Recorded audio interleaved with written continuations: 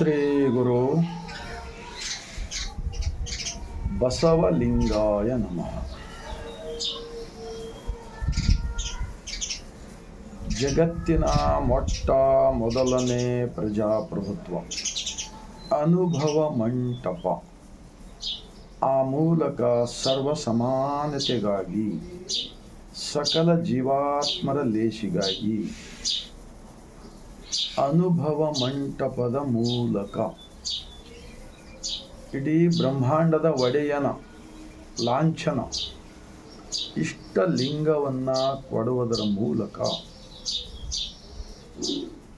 ಅದಕ್ಕೆ ನಾವು ವಿಶ್ವ ಸಂವಿಧಾನವೆಂದು ಕರೆಯುತ್ತೇವೆ. ಇಂತಹ ವಿಶ್ವ ಸಂವಿಧಾನ ಸ್ಥಾಪಕರು ಆಗಿರತಕ್ಕಂತಹ ಮಹಾತ್ಮ ಬಸವಣ್ಣನವರನ್ನು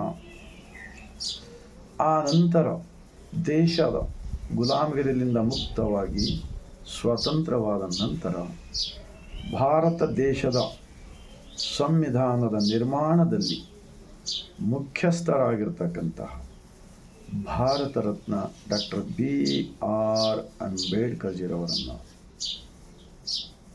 ಸಕಲ ಶಿವಶರಣರನ್ನು, ದೇಶದ ಎಲ್ಲರ ಒಳಿತಿಗಾಗಿ ಬಯಸಿದ ಎಲ್ಲ ಮಹಾಪುರುಷರೆಲ್ಲರನ್ನ ಎನ್ನ ಹೃದಯ ಮಂದಿರದಲ್ಲಿ ನೆನೆಯುತ್ತಾ ಭಾರತೀಯರೆಲ್ಲರಿಗೂ ಬಸವನಾಡು, ಶರಣರ ನಾಡು, ಅನುಭವ ಮಂಟಪದ ಭೂಮಿಯಿಂದ ಈ ಮುಂಜಾನೆಯ 150 ಕೋಟಿ ಭಾರತೀಯರಿಗೆ ಬಾಗಿದ ತಲೆ, ಮುಗಿದ ಕೈಲಿಂದ ಶರಣ.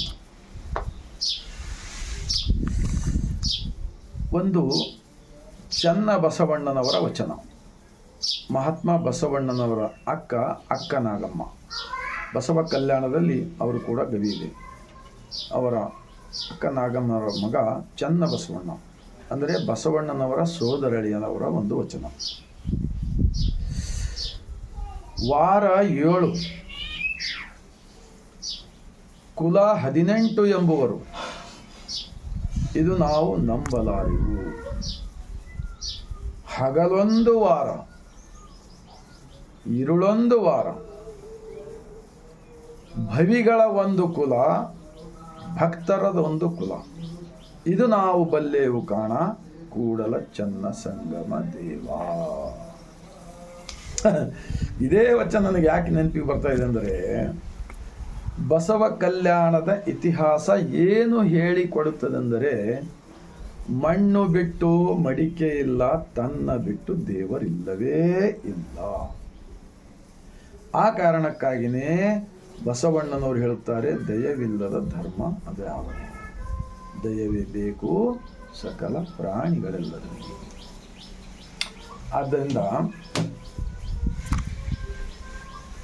ಭವಿಗಳ ಒಂದು ಕುಲ ಅಂದರೆ ಬಹು ದೈವ ಉಪಾಸನೆಯನ್ನು ಜನರ ತಲೆಯಲ್ಲಿ ಹುಳ ಹಾಕಿ ಅವರೆಲ್ಲರನ್ನ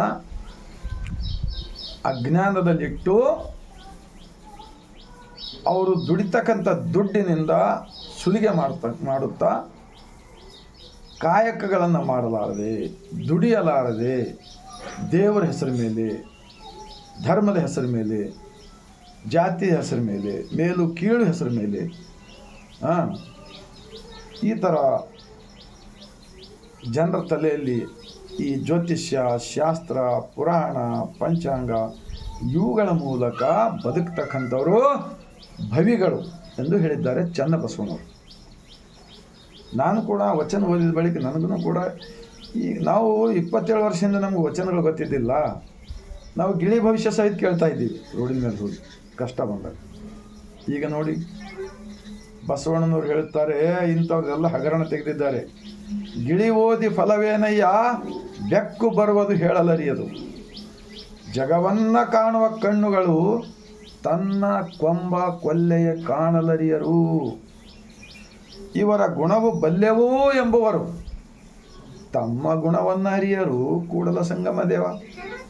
ಎಷ್ಟು ಸುಳ್ಳಿನ ಹಗರಣ ಹಾಕಿದ್ದಾರೆ. ಇದು ಎಲ್ಲ ತೆಗೆದು ಹಾಕಿದ್ದಾರೆ ಬಸವಾದಿ ಶಿವಶರಣರು. ಈಗ ಯಾವುದು ಅಜ್ಞಾನ ತೆಗೆದಕ್ಕೆ ಮತ್ತೆ ವಾಪಸ್ ಸೇರಿಸಿ ಹಳ್ಳಿಗಳ ಮುಗ್ಧ ಜನರಲ್ಲಿ ಏನೋ ಒಂಥರ ವೇದಿಕೆ ನಿಂತು ಜಗಳ ಹಚ್ತಕ್ಕಂಥದ್ದು ಕಾರ್ಯ ಮಾಡ್ತಕ್ಕಂಥ ನಾವು ನೋಡ್ತಾ ಇದ್ದೀವಿ. ಅದು ಎಂದೆಂದಿಗೂ ಸಕ್ಸಸ್ ಆಗುವುದಿಲ್ಲ. ಅವರ ಬೆನ್ನು ಹತ್ತಿ ಹೋದವರು ಹಾಳಾಗಿ ಹೋಗ್ತಾರೆ ಹೊರತು ಬಸವಾದಿ ಶರಣರ ಅನುಭವ ಮಂಟಪದ ವಿಚಾರಗಳು, ಏಕದೇವ ಉಪಾಸನೆ ವಿಚಾರಗಳ ಬೆನ್ನು ಹತ್ತಿ ವಚನಗಳನ್ನು ಓದುತ್ತಾ ಶರಣರ ಸಂಘದಲ್ಲಿ ಭಾಗಿಯಾಗುತ್ತಾ ತಮ್ಮ ಮಕ್ಕಳ ತಮ್ಮ ಕುಟುಂಬದವರನ್ನು ತೆಗೆದುಕೊಂಡು ಇದರ ಬೆನ್ನು ಹತ್ತಿ ಹೋದರೆ ಮಾತ್ರ ನಿಮಗೆಲ್ಲರಿಗೂ ಒಳ್ಳೆಯದಾಗೋದ್ರೆ ಗ್ಯಾರಂಟಿ ಹೇಳ್ತೇನೆ. ನಾನೇ ಇದ್ದೀನಿ ಉದಾಹರಣೆ. ನಾನು ಏನೇನೋ ಮಾಡ್ತಾ ಇದ್ದೀನಿ ಅವಾಗ ಹಿಂದೆ, ಅವೆಲ್ಲವೂ ಕೂಡ ಬಿಡ್ಲಿಕ್ಕೆ ಸಾಧ್ಯ ಯಾವಾಗಾಯ್ತು ಅಂದರೆ ವಚನಗಳಲ್ಲಿ, ವಚನ ಓದುವುದಿಲ್ಲ. ನಮ್ಮ ಶರಣರು ವಚನಗಳಲ್ಲಿ ಜೀವಂತವಾಗಿದ್ದಾರೆ ಅಂತ ನಂಬಿದ್ದೇನೆ.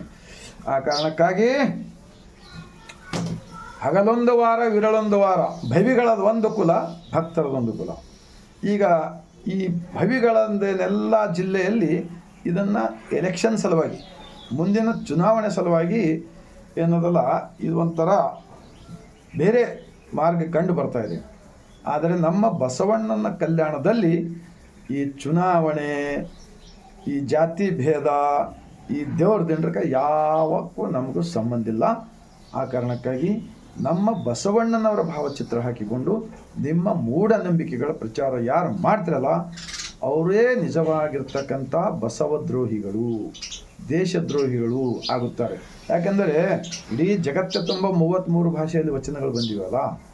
ಈ ಗ್ರಂಥಗಳು ಬಸವ ಸಮಿತಿಯವರು 33, ಇದೇ ಗ್ರಂಥ ಇಂದಿನ ನಮ್ಮ ಭಾರತ ದೇಶದ ಸನ್ಮಾನ್ಯ ಪ್ರಧಾನಮಂತ್ರಿಜಿಯರವರು ಕಳೆದ 10-12 ವರ್ಷಗಳ ಹಿಂದೆ ದೆಹಲಿಯಲ್ಲಿ ಉದ್ಘಾಟನೆ ಮಾಡಿದ್ದಾರೆ ಬಸವ ಸಮಿತಿಯ ಅರವಿಂದ್ ಜತ್ತಿ ನಾವು ನೋಡಿ.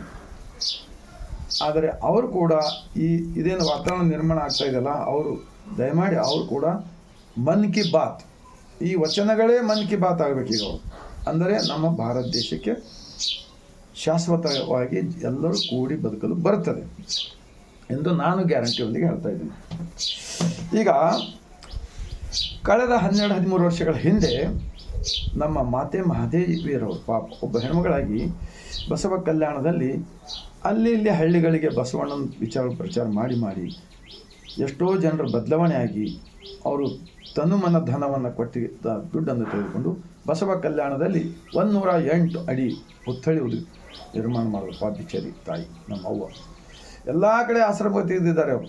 ಇಂಥ ಕಾರ್ಯ ಈ ನಮ್ಮ ಕರ್ನಾಟಕದಲ್ಲಿ ಸಾವಿರಾರು ಮಠ ಮಾನ್ಯಗಳು ಯಾಕೆ ಮಾಡೋದಿಲ್ಲಪ್ಪ? ಉಲ್ಟಾ ಮೂಢ ಆಚರಣೆಗಳನ್ನು ಬಸವಣ್ಣನ ವಿಚಾರದ ವಿರುದ್ಧವಾಗಿ ಸಪೋರ್ಟ್ ಮಾಡ್ತಕ್ಕಂಥದ್ದು ಇದು ಒಳ್ಳೆಯದಿದೆನಾ? ಆತ್ಮಾವಲೋಕನ ಮಾಡಿಕೊಳ್ಳಿರಿ ಸ್ವಲ್ಪ. ಆ ಪ್ರಚಾರ, ಲಿಂಗಾಯತ ಧರ್ಮ ಪ್ರಚಾರಕ್ಕೆ ನಾನು ಕೂಡ ಹೋಗಿದ್ದೀನಿ, ನನ್ನ ದುಡ್ಡು ಖರ್ಚು ಮಾಡಿ. ದೆಹಲಿ ಕೂಡ ಹೋಗಿದ್ದೀನಿ, ಬೀದರ್, ಗುಲ್ಬರ್ಗ, ಪೂನಾ, ಲಾತೂರ್, ಸೋಲಪ್ ಎಲ್ಲ ಕಡೆ ಹೋಗಿದ್ದೀನಿ. ದೆಹಲಿ ಕೂಡ ಹೋಗಿದೆ. ಅಲ್ಲಿ ತಾಲ್ಕೋಟ್ ಸ್ಟುಡಿಯಂದಲ್ಲಿ ಮಾತಾಜಿರವರ ಮಾತು ನಮಗೆ ಭಾಳ ಅವತ್ತು ಈಗ ನೆನಪಿಗೆ ಬರ್ತಾಯಿದೆ. ಅವರು ಏನು ಹೇಳಿದಾರಪ್ಪ ಅಂದರೆ,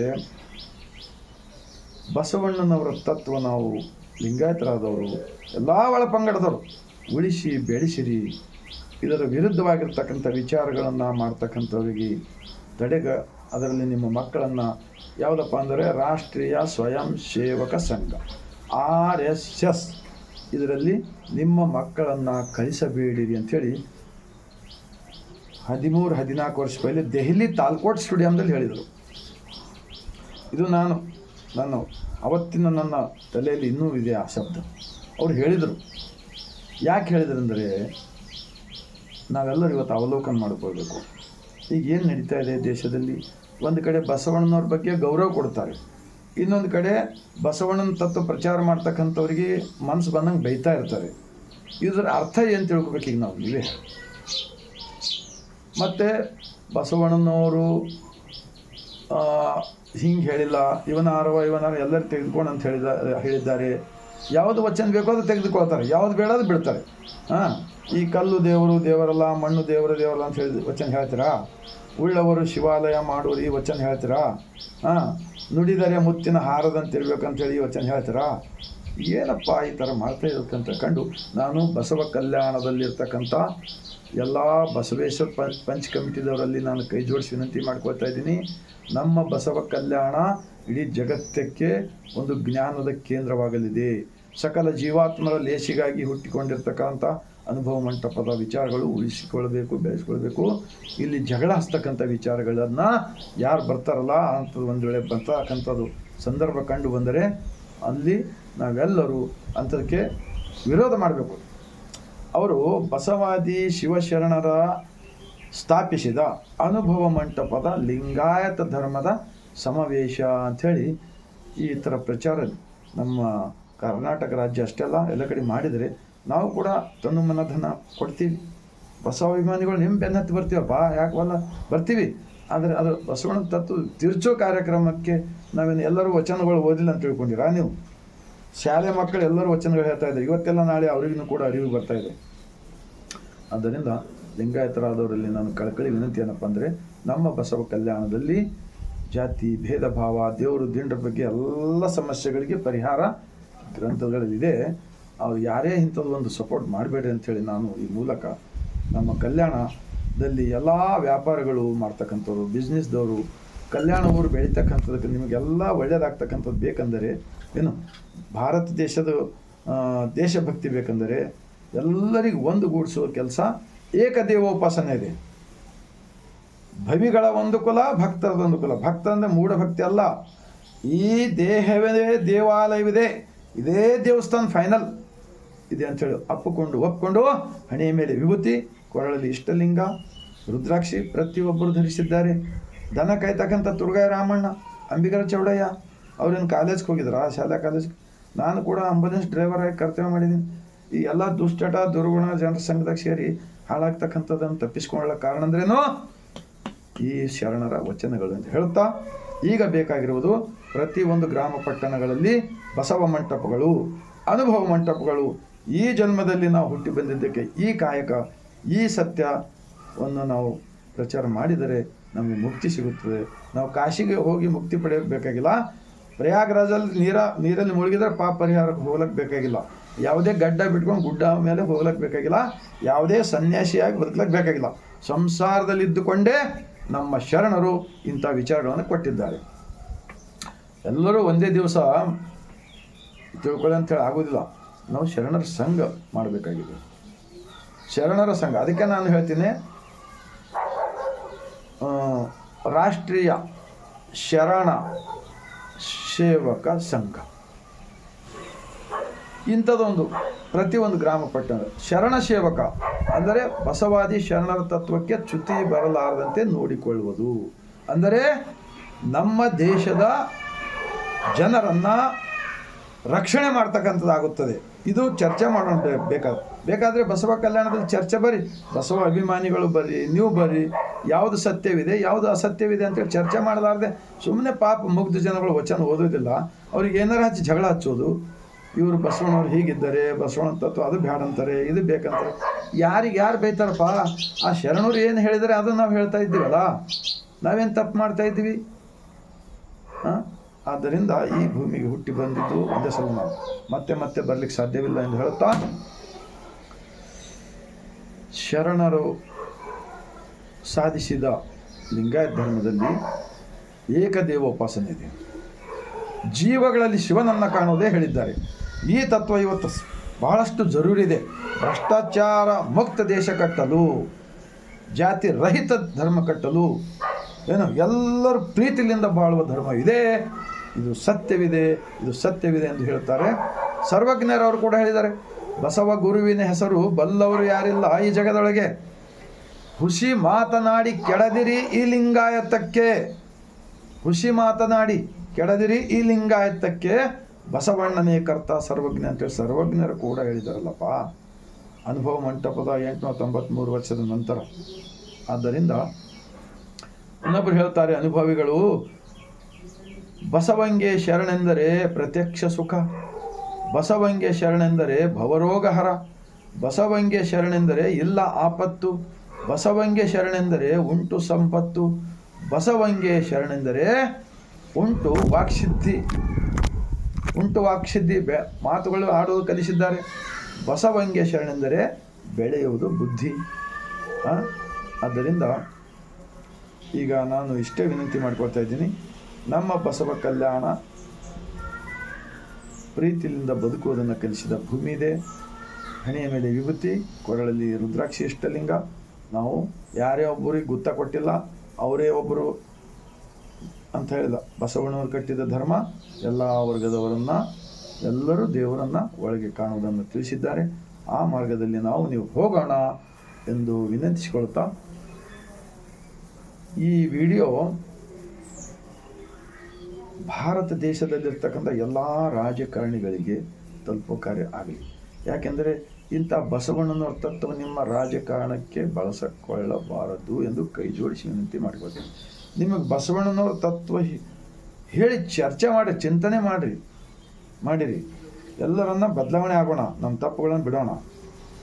ಆದರೆ ಬಸವಣ್ಣನ ಭಾವಚಿತ್ರ ಹಾಕಿಕೊಂಡು ಅವರ ತತ್ವದ ವಿರುದ್ಧ ಪ್ರಚಾರ ಮಾಡ್ತಕ್ಕಂಥದ್ದು, ದೇಶದಲ್ಲಿ ಜಗಳ ಹಚ್ತಕ್ಕಂಥದ್ದು ಮಾಡಬೇಡಿರಣ್ಣ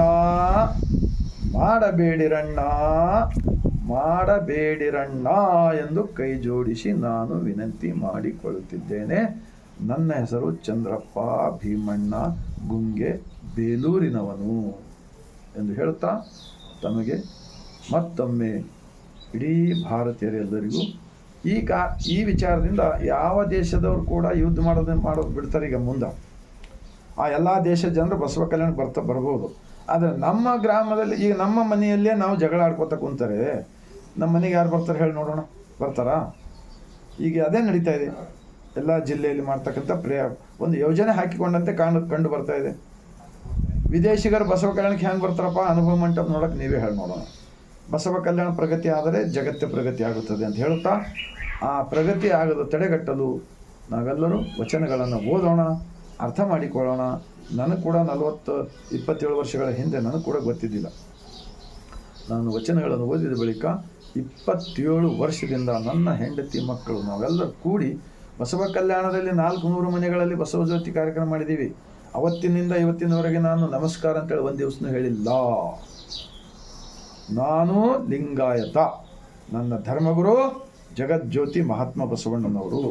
ನಮ್ಮ ಧರ್ಮ ಗ್ರಂಥ ಸಮಾನತೆ ಸಾರುವ ಬಸವಾದಿ ಶಿವಶರಣರು ಬರೆದ ವಚನಗಳು ದುಡಿಯುವ ವರ್ಗದವರು ಎಂದು ಹೆಮ್ಮೆಲಿಂದ ಹೇಳ್ತಿದ್ದೇನೆ. ಹೆಮ್ಮೆಲಿಂದ ನನ್ನ ಹಬ್ಬ ಆಚರಣೆ ಮಾಡ್ತಕ್ಕಂಥದ್ದು ವರ್ಷಕ್ಕೆ ಒಂದು ಸಲ ಬಸವ ಜಯಂತಿ, ಅಕ್ಕ ಮಹಾದೇವಿ ಜಯಂತಿ, ಶರಣರ ಜಯಂತಿ ಅಷ್ಟೇ ಮಾಡ್ತೀನಿ ಎಂದು.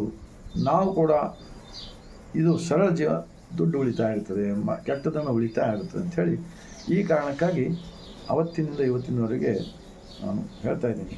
ನನಗೆ ಯಾರು ಮಠ ಕೊಟ್ಟಿದ್ದಾರಾ? ನಂದು ಯಾರು ಕಾಲು ಬೀಳ್ಸ್ಕೊಂಡಿನ? ನನಗೆ ಯಾರು ಕಾರು ಬಂಗ್ಲ ಕೊಟ್ಟಿದ್ದಾರಾ? ನಾನು ನನ್ನ ದುಡ್ಡಿನಿಂದ ನಾವು ಪ್ರಚಾರ ಮಾಡ್ಕೋತ ಬಂದಿದ್ದೀನಿ. ಈ ಥರ ಎಲ್ಲ ಮಠಾಧೀಶರು ಕೂಡ ಅವರಲ್ಲಿ ಕೈ ಜೋಡಿಸಿ ವಿನಂತಿ ಮಾಡಿಕೊಳ್ತಾ ಇದ್ದೀನಿ. ನೀವೆಲ್ಲರೂ ಬದಲಾವಣೆ ಆದರೆ ನಮ್ಮ ದೇಶ ಇಡೀ ಜಗತ್ತದಲ್ಲಿ ಬಸವಮಯ ಆಗಲಿ ಲಿಂಗಾಯತ ರಾಷ್ಟ್ರ ಗ್ಯಾರಂಟಿ ಆಗುತ್ತದೆ. ಅದಕ್ಕೆ ಈ ವಚನಗಳೇ ಸಾಕ್ಷಿ. ಲಿಂಗಾಯತ ರಾಷ್ಟ್ರ ಎಲ್ಲ ರೀತಿಯ ಲಕ್ಷಣಗಳಿವೆ ಇದರಲ್ಲಿ. ಲಿಂಗಾಯತ ರಾಷ್ಟ್ರ ಆಗುತ್ತದೆ. ಲಿಂಗಾಯತ ರಾಷ್ಟ್ರ ಇದರಲ್ಲಿ ಎಲ್ಲ ವರ್ಗದವರು ಇದ್ದಾರೆ. 2500 ವಚನಗಳಿವೆ. 100ಕ್ಕಿಂತ ಹೆಚ್ಚು ಶರಣರ ಇತಿಹಾಸ ಸಿಗುತ್ತದೆ. ಅವರೆಲ್ಲರೂ ದುಡಿಯೋ ವರ್ಗದವರಿದ್ದರು. ಇಷ್ಟು ನಾನು ಹೇಳುತ್ತಾ ತಮ್ಮೆಲ್ಲರಿಗೂ ಮತ್ತೊಮ್ಮೆ ಬಸವ ನಾಡಿನಿಂದ, ಶರಣರ ನಾಡಿನಿಂದ, ಬಸವ ಕಲ್ಯಾಣದಿಂದ ಮತ್ತೊಮ್ಮೆ ಬಾಗಿದ ತಲೆ ಮುಗಿದ